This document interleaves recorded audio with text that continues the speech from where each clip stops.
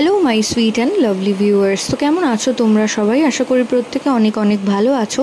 আজকে তোমাদের সাথে মোট 5টি বিশেষ লক্ষণের কথা বলবো, যেটা তোমরা যদি কোনো গর্ভবতীর দেহে লক্ষ্য করো তাহলে তোমরা ধারণা করতে পারো যে গর্ভের আগত সন্তানটি একটি ফুটফুটে পুত্র সন্তান আসতে চলেছে।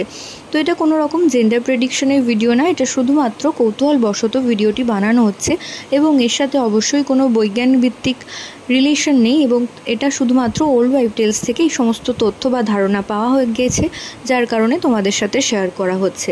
তো প্রথম যে লক্ষণ তোমরা যদি দেখো, গর্ভাবস্থায় কোনো গর্ভবতী মা নোনতা জাতীয় খাবারের প্রতি আকর্ষণ তার বেশি এবং তার সাথে সাথে প্রোটিন জাতীয় খাবার অর্থাৎ সে মাছ, মাংস এবং চিজ অর্থাৎ চিজ, দুধ এই ধরনের খাবারের প্রতি তার আকর্ষণ বেশি থ্রুআউট প্রেগনেন্সিতে 5 মাসের পর থেকে।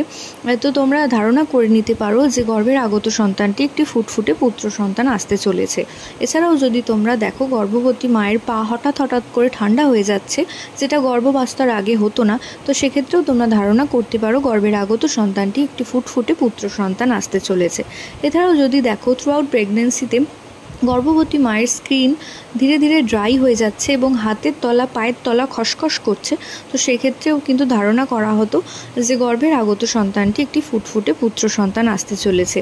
এবং চতুর্থত যদি তোমরা দেখো যে গর্ভবতী মায়ের শরীরের সাথে সাথে মায়ের হেয়ার গ্রোথ খুব ভালো হচ্ছে এবং তার সাথে সাথে চুল ভীষণভাবে ঔজ্জ্বল্য বেড়ে গেছে, সেক্ষেত্রেও আগেকার দিনে ধারণা করা হতো গর্ভের আগত সন্তানটি একটি ফুটফুটে পুত্র সন্তান আসতে চলেছে। এছাড়াও যদি তোমরা দেখো গর্ভবতী মায়ের মাথা ব্যথার পরিমাণ বেশি এবং মাথা যন্ত্রণা থ্রুআউট প্রেগনেন্সিতে কম বেশি হচ্ছে, তো সেক্ষেত্রেও ধারণা করা হতো যে গর্ভের আগত সন্তানটি একটি ফুটফুটে পুত্র সন্তান আসতে চলেছে। তো এই 5টি লক্ষণ যদি তোমরা গর্ভবতী মায়ের শরীরে দেখো তাহলে তোমরা ধারণা করতে পারো যে গর্ভের আগত সন্তানটি একটি ফুটফুটে পুত্র সন্তান আসতে চলেছে। তো আজ আশা করছি ভিডিওটা তোমাদের কাজে আসবে। প্রত্যেকে ভালো থেকো, সুস্থ থেকো এবং অবশ্যই চ্যানেলটি সাবস্ক্রাইব করে রেখো। নমস্কার।